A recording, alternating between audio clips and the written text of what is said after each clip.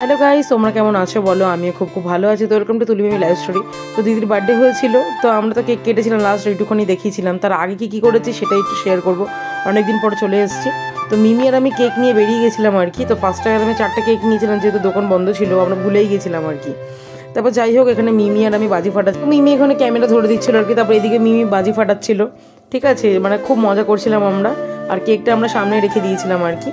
আর এখানে হচ্ছে মানে বাজি ফাটানো শেষ হচ্ছে না, আমি ওকে সেটাই বলছিলাম আর কি।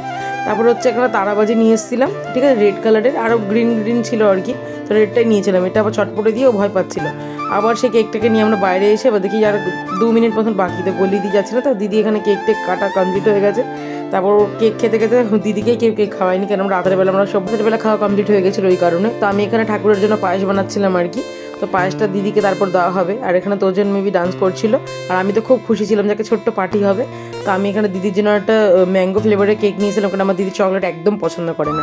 আর আমি এখানে শর্ট ড্রেস পরেছিলাম, আমাদের বাড়ির লোক ছিল বলেই, তার জন্য কিউট লাগছে আমাকে, সুন্দরী।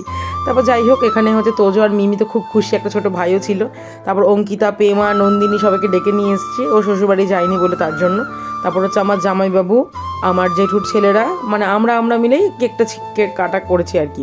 তো মা এখন অর্ধেক পুজো দিয়ে এখানে চলে এসেছিলো আর কি। সন্ধ্যাবেলা দিদিরা আবার রেস্টুরেন্টে যাবে ওর জন্য। আর আমার দিদির শাশুড়ি কী গিফট করেছে, আর হাতের মধ্যে যেটা পড়ে রয়েছে ওটাই গিফট করেছিল আর কি। তো আমি ওটা জানি না নাম কী বলে, আইসতি না কি, যাই হোক।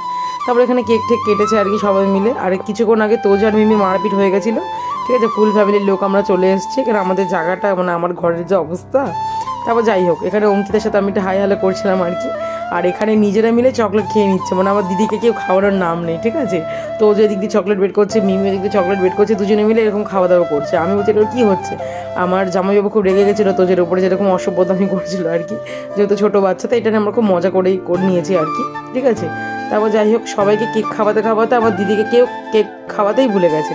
তারপর লাস্টে আমার দিদিকে আমি কেক খাইয়েছি, তোজো বলছে আমিও খাবো। আমি বলছি না, তোর মাকে আমি খাওয়াবো। বলছে এটা আমার মা, আমি বলছি এটা আমার দিদি। তারপর আমাদের বলছে দুজনে মিলে ঝগড়া কম করবি। তো ভিডিওটা ভালো লাগে লাইক কমেন্ট শেয়ার করে দেখা হচ্ছে next video. Tata, bye bye.